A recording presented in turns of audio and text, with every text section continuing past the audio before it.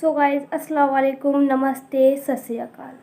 कैसे हैं आप सब लोग? आई होप आप अच्छे हों और सेफ हों। आज मैं एक नई वीडियो के साथ आई हूँ। आज मैं जिस वीडियो पर रिएक्शन दूंगी वो है मेजर सर की वीडियो। तो चलिए स्टार्ट करते हैं वीडियो को। इससे पहले प्लीज़ हमारे चैनल को सब्सक्राइब करें, लाइक करें एंड शेयर करें ताकि आपको ऐसी मोर रिएक्शन की वीडियो की अपडेट मिलती रहे। चलिए स्टार्ट करते हैं। इससे पहले जय हिंद।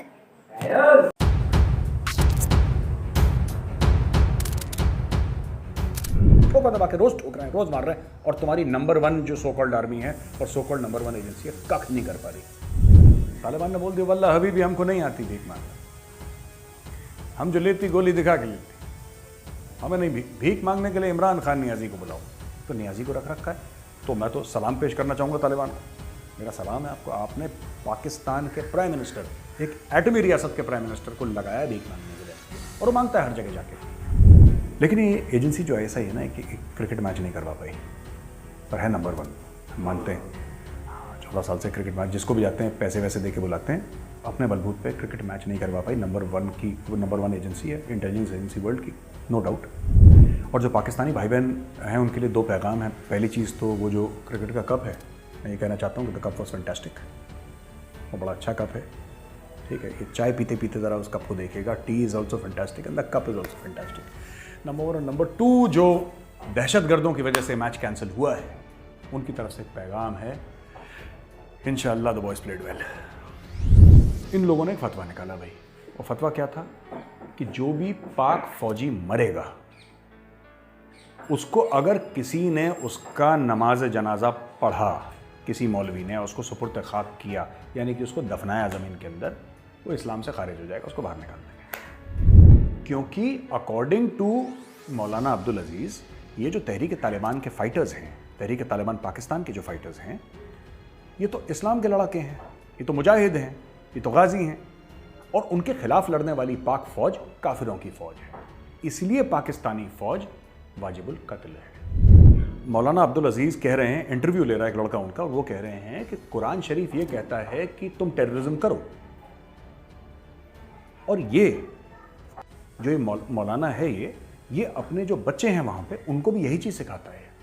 इसीलिए पाकिस्तान के अंदर इतना गदर है। जय हिंद दोस्तों, मैं हूं मेजर गौरव आर्य और आप देख रहे हैं डिफेंसिव ऑफेंस। लाइक करिए, सब्सक्राइब करिए, बेल आइकन दबाना बिल्कुल मत भूलिएगा। तो वैभव, हुआ ये कि न्यूजीलैंड वाले पहुंचे वेन्यू पे और टॉस के पहले गायब हो गए। टॉस के पहले क्यों गायब हुए, इसके पीछे भी एक स्टोरी है, और दो तीन चीज़ें हैं जो हमें पता होनी चाहिए। पहली बात तो ये कि एहसानुल्लाह एहसान, जो तहरीक तालिबान पाकिस्तान का था, फिर पाकिस्तानी फ़ौज की कस्टडी में रहा, फिर भाग गया। उसकी एक फेसबुक पोस्ट आई थी कुछ हफ्ते पहले, और उसने बोला था कि न्यूजीलैंड की टीम पे एक कातिलाना हमला या सुसाइड बॉम्बिंग हो सकती है। नंबर वन एजेंसी के जो है ISI, बिल्कुल बिल्कुल नंबर वन तो हम सब मानते हैं कि बाकी दुनिया में सब नंबर 10 है, 1 to 9 पाकिस्तान है, जिसमें से नंबर 1 है ISI। अच्छा, हम जब ऐसा बोलते हैं तो पाकिस्तानी बड़े खुश होते हैं, देखो मेजर गौरव आर्य ने हमें नंबर 1 बोला। जलील कर रहा हूँ, ये तरीका है लखनऊ वालों का जलील करने का, प्यार से भिगा भिगा के, धीरे धीरे से, हौले हौले से हम लोग जलील करते हैं। खैर कोई बात नहीं। तो क्या हुआ वैभव की एहसानुल्लाह एहसान ने फेसबुक पोस्ट पे लिख दिया, इन्हीं का गुर्गा था ये, फिर इन्हीं ने उसको कैप्चर करा, फिर भाग गए। उसके पीछे एक और कहानी है जहाँ पे एक ISI का कर्नल इसको कह रहा था कि तो हम तुम्हें हिट लिस्ट देंगे, तुम मारो ये सब, तो हम उसमें नहीं जानते। खैर, न्यूजीलैंड की इंटेलिजेंस को पता लगा वो नंबर 1 नहीं है, जैसे ISI नंबर वन। न्यूजीलैंड की इंटेलिजेंस को पता लगा, और न्यूजीलैंड की इंटेलिजेंस ने डायरेक्ट कांटेक्ट करा एहसानुल्लाह एहसान से, ऐसा सुनने में आ रहा है। तो एहसानुल्लाह एहसान ने सब कुछ बता दिया कि साहब ये प्रूफ है, ये सबूत है, आप अगर आपको समझ में आता है तो ठीक है, नहीं आता कोई बात नहीं। तो उन्होंने प्रूफ देखा। एक इंटरसेप्ट हुआ जो MI6 का था, ब्रिटिश इंटेलिजेंस। MI6 लोग उससे जानते हैं जो कि फिल्मों में जेम्स बॉन्ड जिसका है, रियल लाइफ में तो खैर जेम्स बॉन्ड नहीं है। तो कहते हैं कि जो हाई कमीशन था इस्लामाबाद में UK का, वहाँ पे MI6 के सोर्सेस को पता लगा, उन्होंने भी बताया न्यूजीलैंड वालों को कि जनाब ऐसा हो गया, ऐसा हो गया, ये हो गया। तीसरी चीज़ जो बहुत इम्पॉर्टेंट है कि रावलपिंडी पुलिस ने, आई थिंक एडिशनल IG या कोई सीनियर रैंक का ऑफिसर, उसने क्या करा कि that officer also sent out a circular, उसने भी सर्कुलर भेजा, और उस सर्कुलर में क्लियरली लिख रखा था कि इनको खतरा है, इनकी जान को, इनके ऊपर अटैक हो सकता है। उसने न्यूजीलैंड क्रिकेट टीम साफ साफ लिखा है। तो देखिए, अंग्रेज़ों ने भी यही बात बोली, न्यूजीलैंड वालों ने भी यही बात बोली, पाकिस्तानियों ने भी यही बात बोली, और जो पाकिस्तान के सपोले पैदा हुए हैं तहरीक तालिबान पाकिस्तान, एहसानुल्लाह एहसान, उसने भी यही बात बोली। अब इशू क्या है वैभव इसमें? इशू सिंपल सी ये बात है कि जब सब लोगों ने बोली तो ये सिकंदर बख्त और शोएब अख्तर, ये जितने पुराने खोके हैं, चले हुए खोके, टूटे हथियार, ये लोग गए। और आई वॉज वेरी सरप्राइज्ड, मैं भी देख रहा था एक में शोएब अख्तर को, ही वॉज सेइंग कि ISI नंबर 1 एजेंट। पता नहीं, आपने दुनिया देखी है, शोएब अख्तर तो बहुत बड़ा स्टार है और एक ज़माने में बहुत बड़े फ़ैन हुआ करते थे इस इंसान के। इतना पढ़ा लिखा आदमी, पढ़ा लिखा इन द सेंस कि दुनिया उसने देखी है, दुनिया भर में घूमा है, कितने मुल्कों में घूमा होगा शोएब अख्तर। फिर वो ऐसी हल्की बात करे कि नंबर 1 नंबर 2, जैसे कोई कंपटीशन हुई होगी रावलपिंडी में जिसमें ISI नंबर 1 है, ऐसी फालतू की बच्चों जैसी बातें करते हैं। खैर, अब क्या हुआ कि ये लोग, इन्होंने मना कर दिया कि हम नहीं खेलेंगे, ये लोग वापस हो गए। साहब, इंडिया की साजिश, उसका भी कारण है वैभव। ये जो पूरा मामला है ना इंडिया की साजिश का, it's got very deep cultural roots also in Pakistan. एक साइकोलॉजिकल रूट्स हैं, कल्चरल रूट्स हैं। एक पॉपुलेशन को जिसको आपने नफरत पे पाला हो, एक पूरी जनसंख्या को, एक आवाम को जिसको आपने नफरत का चूरन खिलाया हो ना, लगातार दर लगातार, उसको अगर आप बोलेंगे कि MI6 को पता लगा, उसने न्यूजीलैंड को बोला, एहसानुल्लाह एहसान भाग गया फेसबुक, वो इतना समझना नहीं चाहता, वो इतना समझना नहीं चाहता वैभव। उसके लिए क्या आसान है? उसके लिए ये आसान है कि साहब, इंडिया की साजिश थी। जब किसी कौम को 75 सालों से आपने भारत के खिलाफ, हिंदुओं के खिलाफ जहर खिलाया हो, पिलाया हो, तो वो तीसरी चौथी जो नस्ल निकल रही है वो यही सोचती है। आप पाकिस्तान स्टडीज़ की मैंने किताबें देखी and I was very shocked. This is the level of hatred, right, which is all right. मतलब हमें कोई फ़र्क नहीं पड़ता, आप हेट करो तो खुद आप करते रहो, हमें क्या फ़र्क पड़ रहा है। लेकिन समझने वाली बात यह है कि पाकिस्तानी कौम को आपको ज़्यादा समझाना नहीं पड़ता। इनके ऊपर क्यों मार्शल लॉ एडमिनिस्ट्रेटर जर्नल जो हैं, इनके ऊपर क्यों मसलत हो जाते हैं, क्यों इतने सक्सेसफुल होता है? 4 कू हुए पाकिस्तान में, ब्लडलेस, एक बूंद खून नहीं गिरा किसी का। वो आंखें दिखाते हैं तब क्यों? क्योंकि जब आप उनको ये कह देते हैं कि भारत की साजिश है, तो उसके बाद पाकिस्तानियों को किसी लॉजिक की ज़रूरत नहीं है। They don't need any logic. बस आपको ये कहना है यहूदी की साजिश है, हिंदू की साजिश है, भारत की साजिश है, इजराइल की साजिश है, अमेरिका की साजिश है। बस ये 4-5 साजिशें उनको सिखा दो। उसके बाद बाजवा साहब 3 साल की जगह डायरेक्टली 10 साल का एक्सटेंशन लें, उनको 2 रुपये का फ़र्क नहीं पड़ता। क्या नहीं हुए तो उन्होंने बोल दिया। ये शोएब अख्तर, सिकंदर बख्त वगैरह जितने भी पुराने ये थे खिलाड़ी अपने रिटायर्ड, इन लोगों ने बोलना शुरू कर दिया और बड़े गुस्सा कि साहब क्रिकेट की मौत हो गई है, इसकी मौत हो गई है। अच्छा, दूसरी लेवल पे जो इनके सो कॉल्ड स्ट्रेटेजिक थिंकर्स हैं, they should be called tactical thinkers, they are not strategic by any measure. 2-3 हैं जो बहुत अच्छा सोचते हैं, वो I really respect, but generally क्या है इनका, they are not right in the head. Strategic thinkers इनके जो सो कॉल्ड हैं, जो अपने आप को स्ट्रेटेजिक थिंकर्स बताते हैं टेलीविज़न पे, तो ये लोग आए ये फिर दूसरा चूरन बांटना लोगों में, ये बिक जाता है पाकिस्तान में। इंडिया जैसे नहीं कि जहाँ पे लोग सवाल पूछते हैं, वहाँ पे सवाल पूछने का रस्म है नहीं वैसे पाकिस्तान में, और सवाल पूछते हैं तो बड़े बेवकूफ़ी के टाइप के पूछते हैं। तो क्यों हमारे साथ ऐसा करा, ये किसकी साजिश हो सकती है? इंडिया तो बहुत बड़ा मार्केट है, 15-16 ई लगा के एक मार्केट तैयार करा इन्होंने कि इंडिया बहुत बड़ा मार्केट है भैया इंडिया। न्यूजीलैंड इंडिया की बात टाल नहीं सकता। BCCI तो गुंडा है, जो इंडिया की जो गवर्निंग बॉडी है, board of cricket control for India, वो बहुत बड़ा एक गुंडा है, उसके पास बहुत ज़्यादा पैसा है, इंडिया पैसे का गेम खेल रहा है। अफगानिस्तान में जो हम लोगों ने करा, हमें उसकी सज़ा मिल रही है, ब्ला ब्ला ब्ला ब्ला ब्ला। अब धीरे धीरे जैसे सच्चाई सामने आई, इनको ना पाकिस्तानियों को ठंडा होने में 4 से लेकर 6 दिन लगते हैं, उसके बाद ये अपने आप ठंडे हो जाते हैं। अब धीरे धीरे ठंडा होना शुरू हो गया। अब वो लेटर भी सोशल मीडिया पे पूरा गर्दिश कर रहा है, क्योंकि भाई तुम्हारी खुद की पुलिस कह रही है, या तो बोल दो कि चिट्ठी झूठ है, ये आप बोल दो ना, आप साफ बोलो कि चिट्ठी झूठ है। अब नहीं, अब इसके रिजल्ट में क्या हुआ कि पाकिस्तानी बड़े मायूस हो गए। सही सी बात है, हमारे साथ होता, श्रीलंका में होता, इंग्लैंड में होता, कोई भी मायूस होता। क्रिकेट टीम स्टेडियम से चली गई, this is a bad thing, should not happen to anybody. But जिस तरीके से पाकिस्तान ने रिएक्ट करा, ये दिखाता है कि वो मुल्क मैच्योर नहीं है, that country is not mature. और ये बड़ा कहते हैं हम बड़ी जज्बाती कौम हैं, ये पाकिस्तानी खुद के लिए कहते हैं। तो मैं आज कहना चाहता हूँ मेरे पाकिस्तानी भाई बहन को, बेवकूफ़ होते हैं जज्बाती। मुल्क जो हैं वो जज्बात से नहीं चलते, वो अक्ल से चलते हैं, इल्म से चलते हैं, शऊर से चलते हैं। कोई भी मुल्क जो है जज्बात से नहीं चलता। तो ये कोई तमगा नहीं है जो आप अपनी छाती में पहन लें कि हम बड़े जज्बाती। ये बेवकूफ़ लोग होते हैं जज्बाती। They are stupid people, they are foolish people. तो पता नहीं पाकिस्तानी अपने आप को हम थोड़े से जज्बाती हैं। क्यों जज्बाती हैं भाई? पढ़े लिखे बनो, एक मेंटल कैलिबर। दूसरी चीज़, एक और चीज़ मैं कहना चाहता हूँ before I move ahead Vaibhav with your permission, क्योंकि इनके यहाँ ISPR है पाकिस्तान में, क्योंकि इनके यहाँ ISI है, क्योंकि इनके स्टूडियोज़ के नीचे काली वीगो की वैन्स खड़ी रहती हैं, इनको लगता है कि भारत में भी ऐसे ही होता होगा। सो जो भी इंडियन मीडिया कहता है, इनको लगता है कि भारत कह रहा है, क्योंकि अब्बू कौन है इनका? चाइना। चाइना में भी तो यही है कि जो ग्लोबल टाइम्स कह रहा है इसका मतलब चाइनीज़ कम्युनिस्ट पार्टी कह रही है, चाइनीज़ गवर्नमेंट कह रही है। यही तो बात है। तो यही चीज़ वो लोग समझते हैं। इंडिया में ऐसा नहीं है। इंडिया में जिस एंकर को जो बोलना है बोलेगा, सरकार का सपोर्ट करे, सरकार के खिलाफ जाए। आप देखिए, छोटी सी बात,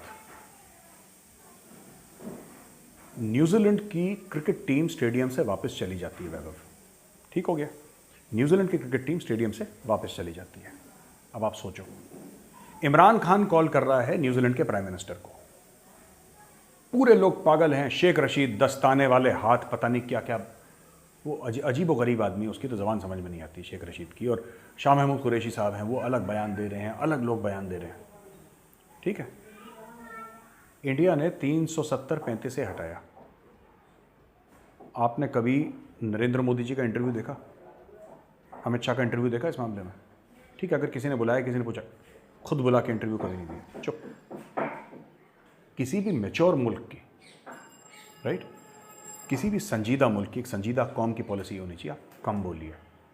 इनको प्रॉब्लम है पाकिस्तान में कि जो इक़्तिदार में आता है, जो एक कुर्सी पे बैठता है, उसको वर्बल डायरिया शुरू हो जाता है, वो रुकने का नाम नहीं लेता।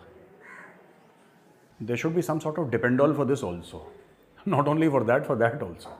इनका इमरान खान लगातार, अच्छा, न्यूजीलैंड के पूरे वाक़ये में लगातार ये लोग बोल रहे हैं, लगातार कुछ ना कुछ इनका बक बक बक बक बक बक चल रही है। अब कल का बयान क्या है इमरान खान का? कल का बयान ये है कि साहब जो बाइडन, माइंडसेट देखिए, I think the world is being unduly critical of जो बाइडन। उन्होंने अफगानिस्तान के लिए जो करा अच्छा करा है। इमरान खान नियाजी ऑन रिकॉर्ड ये कह रहा है, वो इमरान खान नियाजी जो 15 अगस्त से गालियां दे रहा था जो बाइडन को। 15 अगस्त से जो इमरान खान नियाजी जो बाइडन को गालियां दे रहा था, आज वही इमरान खान नियाजी ये कह रहा है कि जो बाइडन ने ठीक बोला। अब ये यू टर्न क्यों हुआ? यू टर्न का तो मास्टर है इमरान खान, लेकिन ये यू टर्न क्यों हुआ? यू टर्न इसलिए हुआ क्योंकि चाइना पैसे देगा नहीं। अमेरिका बहादुर से आपको पैसे चाहिए। जो आप सोच रहे थे कि अफगानिस्तान में पैसे, क्योंकि देखिए, अगर आप अफगानिस्तान को हटा दीजिए इक्वेशन से वैभव, 2 मिनट के लिए आप मानिए कि अफगानिस्तान कोई मुल्क है नहीं, पाकिस्तान को कौन पूछ रहा है, कौन जा रहा है पाकिस्तान? पाकिस्तान बनाता क्या है? पाकिस्तान जो टोटल खा रहा है अभी तक अपनी जियो स्ट्रेटेजिक लोकेशन के लिए खा रहा है, और अब लोग उससे भी उब गए, अब जितने भी ड्रोन स्ट्राइक्स हो रही हैं वो गल्फ से उड़ के आ रहे हैं। They are asking India for whether you can give them bases. अब इंडिया में बहस होगी पार्लियामेंट में, सबको ऑन बोर्ड लिया जाएगा, देना है नहीं देना, then America will be conveyed India's decision. लेकिन यहाँ पे झूठ नहीं होगा। सर ये भी कहना कि चाइना जो है वो मिलिट्री एड देता है या फाइनेंशियल पैकेज दे देगा कोई छोटा मोटा, मुल्क चलाने के लिए जो इमदाद चाहिए होती है वो कोई मुल्क नहीं देता, वो इंस्टीट्यूशंस देते हैं वैभव, और इंस्टीट्यूशन सारे वेस्ट हैं। वैभव, उसके अलावा मैं तो कह रहा हूँ, आप बिल्कुल ठीक कह रहे हैं। देखो, what you are saying is technically correct, but I would like to add something. अगर हम IMF की बात करें, हम एशियन डेवलपमेंट बैंक की बात करें, हम वर्ल्ड बैंक की बात करें, हम और दीगर इदारों की बात करें, तो वो तो सब गोरों के पास हैं, वेस्ट में है। चाइना के पास तो कुछ है नहीं, ना चाइना से कोई पूछ रहा, ना चाइना से कोई मांग रहा। चाइना, अगर मैं कहता हूँ कि 30 बिलियन नहीं भी चाहिए, 25 बिलियन नहीं चाहिए, 25 अरब नहीं चाहिए, मैं कह रहा हूँ 10 अरब चाहिए, 10 अरब चाहिए अफगानिस्तान चलाने के लिए। बहुत छोटा बजट है, 10 अरब, मैं कहता हूँ 10 अरब मान लो। इनको क्या लगता है चाइना देगा 10 अरब? रशिया के पास फॉरेन एक्सचेंज क्राइसिस है, जो पाकिस्तानी अक्सर कहते हैं ना कि रशिया हमारा दोस्त है। मैं तो पूछता हूँ पाकिस्तानी से, तुम्हारा दोस्त कैसे हो गया भाई रशिया? तुमने रशिया को दिया क्या है? तुम रशिया को दे क्या सकते हो? तुम दे तो कुछ नहीं सकते। रशिया बस हमारा दोस्त है, चाइना और हमारा, ये फालतू में अजीब सी बातें करते हैं। खैर, coming back to the point, हुआ ये है वैभव कि इस पूरे मामले में ना, अफगानिस्तान के मामले में जो हम कह रहे हैं ना कि चीन पैसे नहीं देता, चीन इमदाद नहीं देता, चीन ग्रांट नहीं देता, देखिए चीन सिंपल सी बात करेगा, तुम्हें पैसे चाहिए, कंधार गिरवी रखो। देखो लेट्स बी वेरी, चीनी लोग बिजनेसमैन लोग हैं, ये तो अमेरिकन हैं जिनके भूत सवार हैं कि we want democracy in Latin America, we want democracy in Afghanistan. China खुद डेमोक्रेसी नहीं है, चाइना तो कहता भैया अपना काम बनता, भाड़ में जाए जनता, नोटों की बात करो, सिंपल सा नोटों की बात करो। आप बताओगे साहब हम आपको इतना दे रहे हैं, आप हमें इसके एवज में क्या दोगे? अफगानिस्तान के पास क्या है देने के लिए? चरस, अफीम, गांजा, कोकेन, हैश, इसके अलावा क्या है? टेररिस्ट। कुछ इंडस्ट्री नहीं है उनके पास, कुछ नहीं है। तो चीन से भी अब जो आएगा अमेरिका से आएगा। इमरान खान को यह लग रहा था कि ये चौधरी बन जाएंगे, दुनिया बात करेगी तालिबान से तो हमारे थ्रू करेगी। दुनिया ने डायरेक्ट फोन करना शुरू कर दिया, इनका दिल टूट गया। और तालिबान वाले भी तो शाणे हैं, अरे वो आतंकवादी है, वो प्रोफेशनल टेररिस्ट है, वो किसका सगा है यार? वो किसका सगा? वो तुम्हारा सगा है? नहीं, वो किसी का सगा नहीं है। अच्छा, इन लोगों ने डायरेक्ट बात करना शुरू कर दी। अब सब लोग उनसे डायरेक्टली इंगेज कर रहे हैं। अब लोग ये भी कह रहे हैं, अब लोग पता है आपको ईरान से बात कर रहे हैं। जब ईरान का फॉरेन मिनिस्टर इंडिया में आया था तो सबसे बड़ी ये बात हुई थी कि आप कितने लिमिटेड वे में चाबहार पोर्ट पे आप शिप्स ला सकते हैं और किस तरीके से आप इनको प्रोवाइड कर सकते हैं एक्सेस टू सेंट्रल एशिया। अगर ईरान मान जाता है, आज नहीं 5 साल के बाद भी, मैं कह रहा हूँ 5 साल ले लो, जो उनका अमेरिका के साथ प्रॉब्लम्स हैं, जो उनके ऊपर सैंक्शंस हैं, जो न्यूक्लियर उनका वो है, इजराइल लॉबी का जो प्रेशर है, वो सब छोड़ दो। मैं कह रहा हूँ 5 साल में अगर ये सॉर्ट आउट हो जाता है, Pakistan will have zero relevance in this world, क्योंकि पाकिस्तान की ना आईटी इंडस्ट्री है, पाकिस्तान की ना फार्मास्यूटिकल की इंडस्ट्री है, पाकिस्तान की टेक्सटाइल इंडस्ट्री डूब गई है, net exporter of food grain has become a net importer of food grain. Pakistan में पानी की किल्लत, पाकिस्तान में बिजली की किल्लत, पाकिस्तान में हर किस्म की किल्लत है। आज की तारीख में अगर मैं बोलूँ, हर किस्म की किल्लत है पाकिस्तान में। सुन रहे मेरी बात? हर किस्म की किल्लत है। तो कहने की बात यह है कि शॉर्ट एंड स्वीट में आपको बात बताता हूँ, अगर Iran is the dark horse, अगर ईरान बीच में आ जाता है इस पूरे मामले में और ईरान ऑन बोर्ड आ जाता है, आज नहीं 5 साल के बाद, पाकिस्तान को कोई नहीं पूछेगा। क्योंकि पाकिस्तान ने जो $33 अरब अमेरिका से लिए थे, किस लिए लिए थे भाई? कोalition रिलीफ फंड से जो पैसा आया था, किस बात के लिए आया था? शुरू में जब पाकिस्तान की ज़बान पे ये खून लगाया था, जिसकी वजह से पूरी एक कौम पिराना नुमा बन गई थी, ये कहाँ से आया है पैसा? अमेरिका से आया, सारा का सारा पैसा अमेरिका से आया। अब चाइना को भी आइडिया आ गया कि वाखान कॉरिडोर यूज़ करेंगे, तालिबान से हेलो हाय बोलो, पाकिस्तान का लिमिटेड यूज़ करो, हमारा कंटेनर ऐसे जाएंगे, हमारा सामान ऐसे जाएगा, ईरान के थ्रू, ईरान के साथ 400 बिलियन का उनका डील है, ऐसे टक टक घूम के सीधा चाबहार पोर्ट से आउट।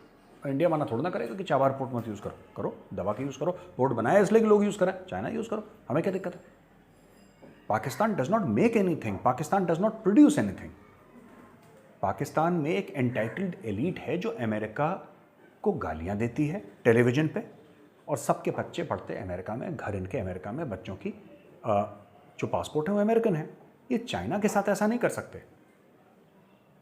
अगर ये चाइना से पैसा लेते हैं तो चाइना पहले तो गुर्दा कलेजी गिरवी रख लेता है, और दूसरी चीज़, इनके बच्चे अगर चाइना में रहते, बाय द वे, जो कि नहीं रहते, अगर अमेरिका की जगह चाइना में रहते और अगर ये पाकिस्तान में बैठे चाइना को गाली देते, इनके बच्चों को जेल में डाल देता। चाइना को क्या फर्क पड़ रहा है? चाइना इनके बच्चों को जेल में डाल देता। तो कोई चाइना नहीं जाएगा। टेलीविजन पे चाइना बहुत अच्छा है, चाइना भाई है, समुंदर से गहरी, शहद से मीठी, हिमालय से ऊंची, ये सब बकवास टेलीविजन के लिए है, राइट? दिल में इनके अमेरिका धड़कता है, और इनको पता है कि अमेरिका इतना अलाउ करेगा कि टीवी पे हमें गाली दे दो, हमें कोई फर्क नहीं पड़ता, डेमोक्रेसी है यार। तो ये पाकिस्तानी सबके साथ दोगला गेम खेल रहे हैं। तो वैभव, मौलाना अब्दुल अजीज़ हैं ये लाल मस्जिद वाले, और जामिया हफ्सा, ये ना वो 2007 में स्टैंड ऑफ हुआ था एसएसजी का, रेंजर्स का, पैरामिलिट्री फोर्सेस, पुलिस सब इनके साथ। और ये मौलाना अब्दुल अजीज़ वही हैं जो सलवार कमीज़, लेडीज़ का सलवार पहन के और बुरखा पहन के भागे थे, फिर ये पकड़े वकड़े गए थे। खैर, बड़ा ख़तरनाक किस्म का आदमी है। तो इसके बारे में हम तफसील से बात करेंगे, लेकिन पहले मैं चाहता हूँ कि हमारे व्यूअर्स जो हैं वीडियो देखेंगे। दिखाता हूँ, फ़ोन करो, काल गैदर में लाखों बदकारी के अड्डे हैं, वहाँ आप लोग क्यों नहीं जाते? क्या मैं तुम्हें क्या जवाब दोगे? ये बच्चियाँ नजर आती हैं आप लोगों को? इस नौकरियों से नौकरी छोड़ो, इसको अल्लाह और अच्छी नौकरियाँ देगा। इस नौकरियों पर तो लानत भेजो इसको। यहाँ तो मैं आपको ये बच्चियाँ नज़र आती हैं। ये तो तालिबान आएंगे, पाकिस्तान के तालिबान भी आपका हशर कर देंगे इंशाल्लाह। हाथों लगाओगा।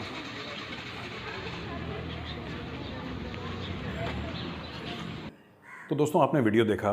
इस वीडियो में वो किस तरीके से धमकी दे रहे हैं। बात सिर्फ धमकी तक महदूद नहीं है। बात ये है कि 2 दिन पहले मौलाना अब्दुल अजीज़ के 500 और मौलवी हैं जो मौलाना किस्म के लोग हैं, उनके अंडर जो उनके सपोर्टर हैं या अपना गुरु मानते हैं उनको, इन लोगों ने एक फतवा निकाला भाई। और फतवा क्या था कि जो भी पाक फौजी मरेगा उसको अगर किसी ने उसका नमाज जनाजा पढ़ा, किसी मौलवी ने उसको सुपुर्द खाक किया, यानी कि उसको दफनाया ज़मीन के अंदर, वो इस्लाम से खारिज हो जाएगा, उसको बाहर निकाल देंगे। है ना? इतनी स्ट्रिक्ट कंडीशंस तो दिल्ली जिमखाना की भी नहीं है जितनी मौलाना साहब ने ठोक दी। खैर नहीं वे तो अब यार ये इशू हो गया कि इसमें ना कि हम इसको निकाल देंगे। क्यों निकाल देंगे? क्योंकि अकॉर्डिंग टू मौलाना अब्दुल अजीज़, ये जो तहरीक तालिबान के फ़ाइटर्स हैं, तहरीक तालिबान पाकिस्तान के जो फ़ाइटर्स हैं, ये तो इस्लाम के लड़ाके हैं, ये तो मुजाहिद हैं, ये तो गाजी हैं, और उनके खिलाफ लड़ने वाली पाक फ़ौज काफिरों की फ़ौज है। इसलिए पाकिस्तानी फ़ौज वाजिबुल कत्ल है। वो तो साफ कहते हैं कि हमारा पाकिस्तान का जो आईन है, कॉन्स्टिट्यूशन ऑफ पाकिस्तान, पाकिस्तान का संविधान, उसका आईन उसको कहता है कि मैं मानता नहीं इसको। I do not believe in the Constitution of Pakistan. I do not believe in any constitution written by a human hand. Sovereignty belongs to Allah alone. खुद मुख्तारी अल्लाह की है बस, ये कहता है। मैं चाहता हूँ एक और वीडियो देखें जिसमें क्या कह रहा है कुरान शरीफ के बारे में। ये बहुत ज़रूरी है लोगों को जानना। कुरान तो खुद कहता है तो तुम टेररिस्ट बनो। अभी हमने सिर्फ झंडे लहराए अपने जामे हफ्सा पर। जिनको यहाँ उनके झंडा पसंद नहीं तो वो उनके निज़ाम को कैसे पसंद करें? ईरान में तागूत, सारा तागूत बैठा है। अच्छा। पाकिस्तान में तागूती निज़ाम मौजूद है, आज शक्ल में मौजूद है पाकिस्तान में। मैं तो उसको इस्लामी समझते नहीं हूँ। मैं तो कहता हूँ ये आइन कुफरिया आइन है। अच्छा। इसका इस्लाम से कोई ताल्लुक ही नहीं है। सुन्ना की रोशनी में शियों के जुलूसों की, शियों के नहीं और किसी जुलूस की भी इजाजत नहीं होनी चाहिए। आप नेक काम कर रहे हैं और नेक काम करने के लिए काफिर भी आपका ताउन करता है तो उसमें। तो आपने देखा मौलाना अब्दुल अजीज़ कह रहे हैं, इंटरव्यू ले रहा है एक लड़का उनका, और वो कह रहे हैं कि कुरान शरीफ ये कहता है कि तुम टेररिज्म करो। और ये जो ये मौलाना है, ये अपने जो बच्चे हैं वहाँ पे उनको भी यही चीज़ सिखाता है। इसीलिए पाकिस्तान के अंदर इतना गदर है। कुछ महीने पहले पाकिस्तानी फ़ौज ने, पाकिस्तानी नेशनल असेंबली जो उनकी पार्लियामेंट है, उसके अंदर उन्होंने एक प्रेजेंटेशन दिया था, और वहाँ पे आर्मी चीफ भी थे और जनरल फैज़ भी थे जो कि ISI के डायरेक्टर जनरल हैं। और उन्होंने ये बोला था कि तहरीक तालिबान पाकिस्तान और अफ़गान तालिबान है, वो एक ही सिक्के के दो पहलू हैं, 2 sides of the same coin. आप इनको अलग ना समझें, आप इनको मुख्तलिफ ना समझें। आप ये ना समझें कि एक गुड तालिबान है, एक बैड तालिबान है। There is only the bad Taliban, right? और ये वैभव काफ़ी हद तक आप ये देखेंगे कि ये मामला चल भी गया। कैसे चला ये मामला? सबसे पहले जब अफ़गान तालिबान वाले इक़्तिदार में आए, पावर में आए, सबसे पहले उन्होंने छुड़वाया TTP को। ये हम पुराने डिफेंसिव ऑफेंस के एपिसोड में बोल चुके हैं। उन्होंने छुड़वाया TTP। तो यार ये हो रहा है ना वहाँ पे। अब ये लाल मस्जिद कहाँ पे? लाल मस्जिद is 3 to 4 kilometres from the prime minister's office oblique residence, Islamabad के बीच में लाल मस्जिद। और आपने देखा कि मौलाना साहब के पास AK-47 है, हज़ारों इनके स्टूडेंट्स हैं, इनके पास तो रॉकेट लॉन्चर है। अब वो RPG-7 नहीं था रशियन टाइम का अटैक, उनके पास ये पड़ा हुआ है। पिछली बार जब लाल मस्जिद में हुआ था उसके बाद ही तो मुशर्रफ के ऊपर अटैक हुआ था वैभव। लाल मस्जिद पे अटैक करवाया मुशर्रफ ने। तो एक्चुअली ये आई थिंक उस समय शौकत अजीज़ था, कौन था प्राइम मिनिस्टर मुझे याद नहीं है। और इन लोगों ने अंदर भेजे लाल मस्जिद में कुछ लोग ना, प्राइम मिनिस्टर ने, और कुछ लोग अंदर गए थे, सीनियर लोग। तो ये अब्दुल अजीज़ के साथ ये बातचीत करके, इसका भाई भी था जो बाद में मारा गया था ना, इसके साथ बातचीत करके आए। लेकिन मुशर्रफ फिर डील से बैकआउट हो गया और मुशर्रफ ने SSG को बोला अटैक। वो कमांडो टाइप का आदमी, उसने बोला अटैक। SSG घुस गई अंदर। काफ़ी हॉरेंडस कैजुअलिटीज़ हुई SSG की और पाक रेंजर्स वगैरह की, लेकिन कोई बात नहीं, ये लोग चढ़ दौड़े। अब आप समझ लीजिए कि पाकिस्तानी आर्मी नेवी एयरफोर्स में से सबसे लिबरल माना जाता है पाकिस्तानी एयरफोर्स को, सेक्युलर लिबरल, जितना पाकिस्तान के हिसाब से सेक्युलर लिबरल को हो सकता है उनको माना। आर्मी तो उनकी रेडिकलाइज्ड है ही, पूरी जिहादियों की भरी है। जिहाद फी सबीलिल्लाह is their motto. Navy next, और सबसे जिसको माना जाता है ठीक ठाक पाकिस्तानी एयरफोर्स को, प्रोफेशनल भी है ये सब। इतने लोग परेशान हुए पाकिस्तानी एयरफोर्स के, इतने लोग हैरान हुए इस बात से कि मुशर्रफ की हिम्मत कैसे हुई मौलाना अब्दुल अजीज़ के ऊपर अटैक या चढ़ाई करवाने के लाल मस्जिद पे। पाकिस्तानी एयरफोर्स वालों ने असैसिनेशन अटेम्प्ट कर दिया परवेज़ मुशर्रफ का। वो ब्रिज वाला वाकया हो जा रहा है, ब्रिज पे और धमाका होता है, ये पाकिस्तानी एयरफोर्स वालों ने करा।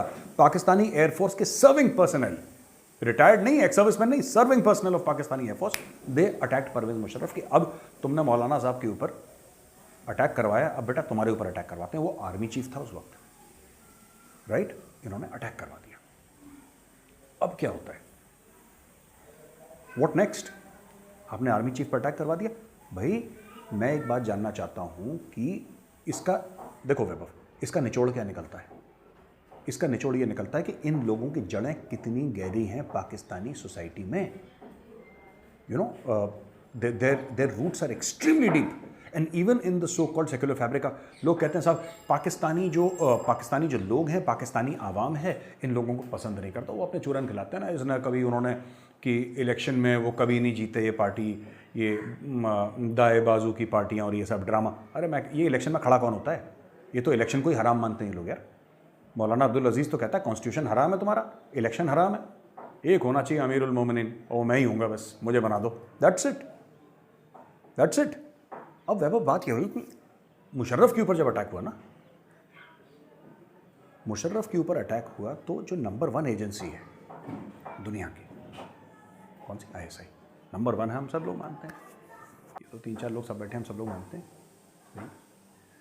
शोएब अख्तर भी मानते हैं नंबर 1। नंबर 1 एजेंसी को हवा नहीं लगी थी। किसने बताया परवेज़ मुशर्रफ को कि बेटा तुम्हारी घड़ी बंद होने वाली है? It was the research and analysis wing, और रॉ ने इन्फॉर्मेशन दी थी, राइट? लेकिन ये बात पाकिस्तानी करेंगे नहीं, नंबर 1 नंबर 1 नंबर 1। अरे भाई तुम्हारे मुल्क के साथ रोज़ बुरा हो रहा है, तुम्हारी ISI नंबर 1 कैसे है? आपको पता है वैभव, पिछले 8 महीने में there have been more than 85 attacks by the TTP, 85 attacks by the TTP। हर दूसरे चौथे दिन तहरीक तालिबान पाकिस्तान ठोक रहा है, इनके लोगों को मार रहा है। 100-150 से ज़्यादा इनके सिपाही मर गए, लेकिन ISI नंबर 1 है, ISI नंबर 1 है। पता नहीं क्या पागलपन, क्या जुनून, कैसे नंबर 1 यार? वो काम क्या करती हैं ये तो बताओ कि जिससे आप लोग नंबर 1 नहीं? इनको बचपन से, मुझे लगता है पाकिस्तानी स्टडीज़ में ISI के ऊपर एक चैप्टर है कि बेटा ISI क्या है? नंबर 1, बस। वो नंबर 1 नहीं है, नंबर 2 है वो, बेटा नंबर 2 की एजेंसी है वो। हाल ही में नवाज़ शरीफ का बयान आया वैभव, लंदन में बैठे हैं नवाज़ शरीफ साहब, उनका बयान आया है कि पाकिस्तानी फ़ौज को ना इज़्ज़त हज़म नहीं होती, डाइजेशन सिस्टम में कोई प्रॉब्लम है पाकिस्तानी आर्मी में। अब यार उनको, और ये मैंने भी देखा है, this is my personal experience also, they can't handle respect, ठीक है? तो अब वो ग्रेस नहीं रही उस फौज में, एक ज़माने में पाकिस्तानी आर्मी में जो होती थी। अब ये तो इतने रेडिकलाइज हो गए। अब हम जब कहते थे लोगों ने बोला कि यार तुम गलत बोल रहे हो। चेटवुड और काबुल का जो चेटवुड थे ना, फिलिप चेटवुड, वो काबुल नहीं पहुंच पाए, मुझे लगता है, he is not reached Kabul. तो एनीवे, एक एंटाइटल्ड फौज जिसको इज़्ज़त हज़म नहीं होती यार, जैसे हम लोगों क्या कहते हैं ना, हिंदुस्तान में कहते हैं कुत्तों घी हज़म नहीं होता, इज़ समथिंग लाइक दैट। अच्छा, हम बोलते तो ये काफिर हैं, हिंदू हैं, साजिश करते हैं, हमारी फ़ौज के खिलाफ बकवास करते हैं। नवाज़ शरीफ तो 3 टाइम्स, भाई 3 times prime minister of Pakistan, और सेलेक्टेड नहीं, इलेक्टेड, पाकिस्तानियों ने ही इलेक्ट करा ना। वो नवाज़ शरीफ बोल रहा है, नवाज़ शरीफ बोल रहा है, ठीक है, आप लोग कह सकते हैं कि वो झूठ बोल रहा है, आप कह सकते हैं कि साजिश कर रहा है, कह सकते हैं कि राह का पैसा लगा हुआ है, आप कह सकते हैं, आपका मन, आपको कौन रोक सकता है भाई, पाकिस्तानियों को आप कह सकते हैं। लेकिन fact of the matter is कि इनको इज्जत हजम नहीं होती। अब देखिए, SCO समिट में दुशानबे गए इमरान खान नियाज़ी। इसके पहले थोड़ा सा अफगानिस्तान चलते हैं, दुशानबे बगल में ही है, तो अफगानिस्तान से घूम के तजाकिस्तान ले जाते हैं, जिसकी कैपिटल दुशानबे है। हमने बोला कि साहब हकानियों और मुल्ला बरदर की लड़ाई हो गई, तो मुल्ला बरदर को गोली लग गई, चोट लग गई। तो झूठ बोलते हैं, ये इंडियन प्रोपेगेंडा करते हैं, इंडिया ये इंडिया वाले प्रोपेगेंडा करते हैं। और ठीक है, करते हैं, कोई बात नहीं। वो मुल्ला बरादर वैभव जिसको पाकिस्तानी मीडिया खुद दिखा रहा था कि किस तरीके से वो लैपटॉप में पूरा तालिबान का टेक ओवर कर रहा है कंट्री, देख रहा था, प्रेसिडेंशियल पैलेस में बैठ के देख रहा था।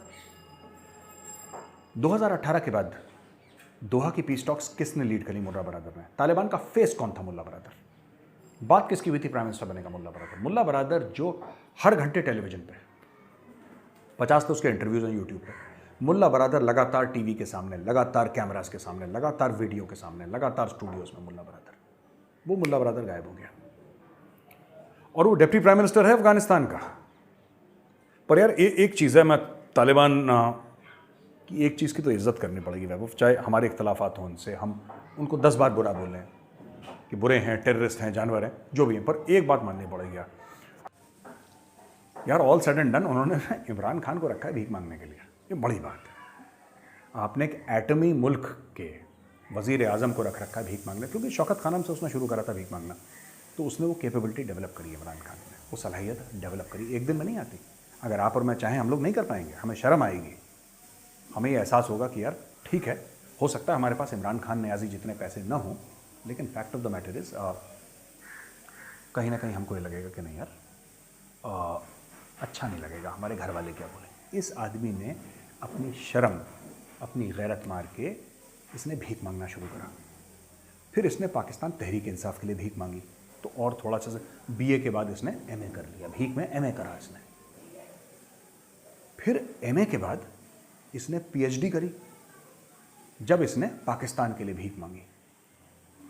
अब ये डबल पीएचडी, अभी इंटरनेशनल भीख मांग रहा है। अब देखिए, ये तालिबान के लिए भीख मांग रहा है दुशानबे जाके, तालिबान के लिए भीख मांग रहा है। He is begging for the Taliban कि इनको पैसा दे दो, इनका 70-80% जितना भी आता है इनका बाहर एड से चलता है। अरे भाई एक बात बताओ, मुझे एक बात समझ में नहीं आती। तालिबान के पास एक फॉरेन मिनिस्टर है ना, तालिबान के पास प्राइम मिनिस्टर है, दो डिप्टी प्राइम मिनिस्टर्स हैं, सब कुछ है। उसके बाद तालिबान को बोलो खुद के लिए भीख, पर तालिबान भीख नहीं मांगेगा। तालिबान ने बोल दिया वल्लाह हबीबी हमको नहीं आती भीख मांगना, हम जो लेती गोली दिखा के लेती, हमें नहीं भीख मांगने के लिए इमरान खान नियाज़ी को बुलाओ। तो नियाज़ी को रख रखा है। तो मैं तो सलाम पेश करना चाहूँगा तालिबान को, मेरा सलाम है आपको, आपने पाकिस्तान के प्राइम मिनिस्टर, एक एटमी रियासत के प्राइम मिनिस्टर को लगाया भीख मांगने के लिए अपने लिए, और वो मांगता है हर जगह जाके। अच्छा खुद नहीं दे रहा है 1 रुपये भी, है ही नहीं उसके पास बेचारे के पास, वो क्या देगा। सबको कहता है तुम तालिबान रिकॉग्नाइज कर लो, खुद रिकॉग्नाइज नहीं कर रहा वो तालिबान को, बाकी सबको कह रहा है ये कर लो, वो कर लो, ऐसा कर लो, वैसा कर लो। अच्छा रशिया भी ये कह रहा है कि we will work with Taliban, work with Taliban, तो even India will work with Taliban. भाई अगर इंडिया को एड पहुंचानी है तो you have to work with Taliban ना, आपको तालिबान के साथ ही तो काम करना पड़ेगा। लेकिन nobody saying we will recognise Taliban, recognise word कोई यूज नहीं कर रहा, people are waiting and watching. ठीक है, तो इन्होंने धमकी भी दे दी कि साहब दोबारा 9/11 हो सकता है। तो बड़बोले लोग हैं ना, फालतू की बातें करते हैं लोग, इमेच्योर। वो सस्ता तेरे नाम क्या नाम, मोहिद यूसुफ, जिसको रख रखा है इन लोगों ने, अमेरिकन सिटीजन है नहीं, मुझे नहीं पता, लेकिन उसको वो भी बीच बीच में कुछ तुर्रे छोड़ता रहता है, शगुफे छोड़ता रहता है वो। तो सब ये सर्कस चल रहा है वहाँ पर। तो वैभव दुशानबे में एक पाकिस्तानी बिजनेसमैन था जिसने घेर लिया इमरान खान को, भरी महफिल में उसने इमरान खान, मैं कहना नहीं चाहता, पैंट उतार दी वर्ड यूज नहीं करना चाहता, लेकिन लगभग उसने वही कर दिया। सलवार पहनता है, सलवार उसने खोल दी इमरान खान की, ये बोल के कि इतने जालिम न बनो कुछ तो मुरव्वत सीखो, इतने जालिम न बनो कुछ तो मुरव्वत सीखो, मरते हैं तुम पे तो क्या मार ही डालोगे। साहब के लिए एक शेर है, इतने जालिम ना बनो। आप तो अब एक कैदी हो गए, जब कंटेनर पे थे तो जबरदस्त थे, तो अब तो पता नहीं किन के चक्करों में आप आ गए। तो कहता कि इतने जालिम ना बनो, कुछ तो मुरव्वत सीखो। तो उनसे इस वक्त बिजनेस की बातें करें, शेर व शायरी बात भी होगी इंशाल्लाह। अब देखिए कितनी खूबसूरत बात है, उसने पोएट्री में कह दी कि यार ठीक है तुम्हारे फैन है तो क्या तुम जान ले लोगे क्या हमारी। इसने पाकिस्तानी कौन की जान ले रखी है। मैं पहले एक बार मैंने बोला था ना डिफेंसिव ऑफेंस में, तो बहुत उसमें कमेंट्स 2-3 पाकिस्तानी भी थे जो बीच में आए, और मुझे फ़ोन भी आए 1-2 लोगों के पाकिस्तान से कि मेजर साहब आप तो ये चाहते ही हैं कि हम कश्मीर का मसला ना उठाएं। ठीक है, अरे भाई आप जी भर के दिन रात कश्मीर कश्मीर करो, हमें तो फ़ायदा है, लेकिन पाकिस्तानियों ने चुना इमरान खान को, या सेलेक्टरों ने चुना इमरान खान को पाकिस्तान का प्राइम मिनिस्टर बनने के लिए, कश्मीर का सफ़ीर नहीं, है ना। कश्मीर का सफ़ीर नहीं, तालिबान का सफ़ीर नहीं। Your first job is to be the prime minister of Pakistan and you have not performed as the prime minister of Pakistan. आप आधा समय कश्मीर करते रहते हो, फिर आप तालिबान के लिए भीख मांग। आप अपना काम करो ना यार, वो अपना काम करता नहीं है। ठीक है, it's good for us, in the and it's good for us. तो बाबा वैसा है कि हर रोज़ 3, 4, 5, 6 पाकिस्तानी फ़ौजी ठोके जा रहे हैं। अच्छा, अब तो हमारे कॉन्सुलेट्स भी नहीं है अफगानिस्तान में, जो 22, 23, 24, 25 पता नहीं कितने कितने इन्होंने खोल दिए थे पाकिस्तानियों ने हर गली मोहल्ले में। हमारा एम्बेसी भी नहीं है वहाँ पे। पाकिस्तान में हो नहीं सकता क्योंकि पाकिस्तान में तो ISI है, नंबर 1 एजेंसी है ना वर्ल्ड की, तो नंबर 1 है। कुलभूषण जाधव नहीं बोल पाते लोग, कुलभूषण जाधव, वो भी इनकी गिरफ्त में। तो भाई अटैक करवा कौन रहा है ये? और रोज़ अटैक करवा रहा है, रोज़ अटैक करवा रहा है। मौलाना अब्दुल अजीज़ तुम्हारे इस्लामाबाद के दिल में प्राइम मिनिस्टर हाउस के कुछ दूर बैठ के तुम्हारे स्टेट को चैलेंज कर रहा है, तुम कुछ नहीं कर पा रहे। करवा कौन रहा है ना? न्यूजीलैंड की जो पूरी सीरीज थी, न्यूजीलैंड चला गया, उसमें भी भारत की साजिश है ना? तो भाई देखो, हमें ब्लेम मत करना अगली बार TTP का अटैक हो, क्योंकि हम तो अब नहीं हैं वहाँ पे। क्योंकि आप लोग यही कहते थे ना कि अफगानिस्तान की ज़मीन का इस्तेमाल हो रहा है। अब भाई ने तजाकिस्तान को भी बिल्कुल इसने क्लीन चिट दे दी इमरान खान ने, कि पहले भारत के उसमें था, अच्छा बन गया, Tajikistan is become a good boy, ये गोली दे रहा वहाँ पे इमरान खान। तो ये मैं कहना चाहता हूँ पाकिस्तानी भाइयों बहनों कि जो तुम्हारे फौजियों को मार रहे हैं, उन्होंने अपनी मोडस ऑपरेंडाई चेंज करी है। पहले कह रहे हैं कि पहले हम आम लोगों को मारते थे, उससे क्या नाम और ख़राब होता है, रेपुटेशन हमारी ख़राब होती है, हम क्यों करें? पाकिस्तानी फौजियों को ठोको दबा के, रोज़ ठोक रहे हैं, रोज़ मार रहे हैं, और तुम्हारी नंबर 1 जो सो कॉल्ड आर्मी है और सो कॉल्ड नंबर 1 एजेंसी है, कख नहीं कर पा रही। ठीक है, लेकिन मैं एंड में ना ख़त्म करते एक चीज़ कहना चाहता हूँ। इमरान खान जाता है ना, झूठ बोल के आ जाता है और काम कुछ नहीं करता है।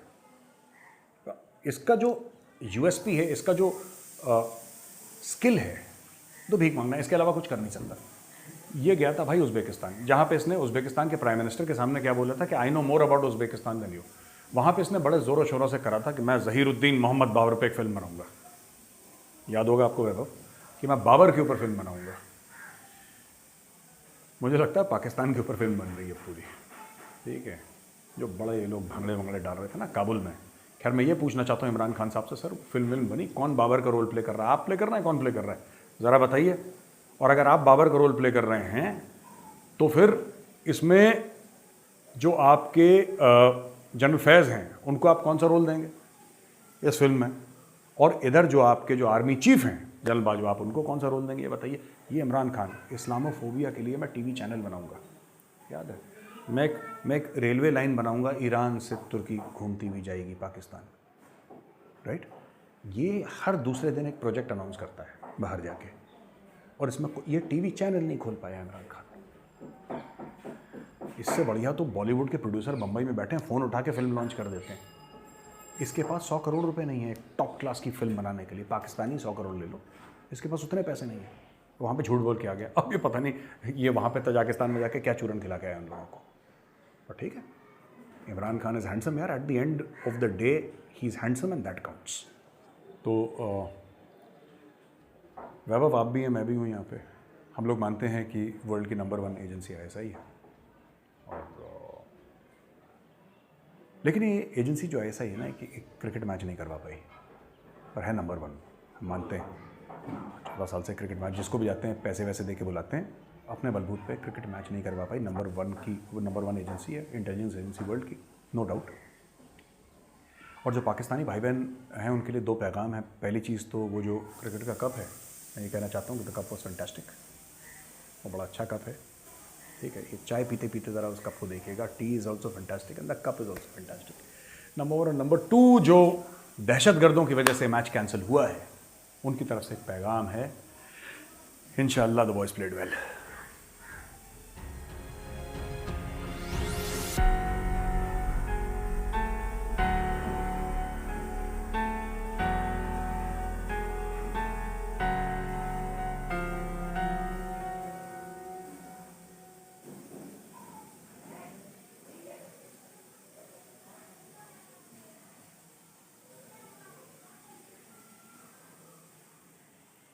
सो गाइज़, ये थी हमारी आज की वीडियो। जो पाकिस्तान क्रिकेटर है, कोई इंग्लिश में इंटरव्यू हो रही होगी तो आई थिंक इंग्लिश थोड़ी कम आती होगी, तो हर बात का रिप्लाई इंशाल्लाह। वो कहता है तुम्हारी टीम हार गई, तो वो जो इंसान था वो कहता है इंशाल्लाह। वीडियो कैसी रही? मतलब वीडियो बहुत ही अच्छी थी, बहुत सारे टॉपिक पे उन्होंने डिस्कशन किया होगा और करंट टॉपिक यही है, न्यूजीलैंड वापस चले गए। That is so embarrassing. सोच भी नहीं सकते इंडिया में कोई टीम आए और ख़ुद वापस चली जाए, लेकिन वो खुद टीम वापस चली जाए तो बहुत इम्प्रेसिंग की बात है। मतलब किसी ने भेजा तो नहीं, वो अपने आप ही चली गई। और मतलब हद है कि टीम आती है तो आई थिंक 3-4 दिन वहाँ उनको रुके और 3-4 दिन वो रुके हैं और मैच के जस्ट पहले 2 आवर पहले वो वापस चले गए। ये बहुत ही बड़ी बात है। ठीक है, मतलब prime minister of Pakistan and God prime minister of New Zealand, I give you insurance. मेरी गलत टीम है, आप रहने दीजिए। उसे बोला नहीं, it is a very serious date, बहुत बड़ी बात है ये। बट प्राइम मिनिस्टर की बात को इग्नोर करना, और ये मुझे थोड़ा सा मतलब अजीब सा लगा। ये सिचुएशन ना हो तो being it is very serious. Video आपको कैसी लगी प्लीज़ कमेंट सेक्शन में बताएं ज़रूर, एंड वीडियो को लाइक करें एंड शेयर करें एंड कमेंट सेक्शन में। और कोई आपको मतलब कोई प्रॉब्लम वगैरह, कोई आपको इस वीडियो में कुछ बात ना अच्छी लगी हो तो प्लीज़ कमेंट सेक्शन में बताएं ज़रूर। और जय हिंद। मिलते हैं कल एक ऐसी नई वीडियो के साथ। खुदा हाफिज़।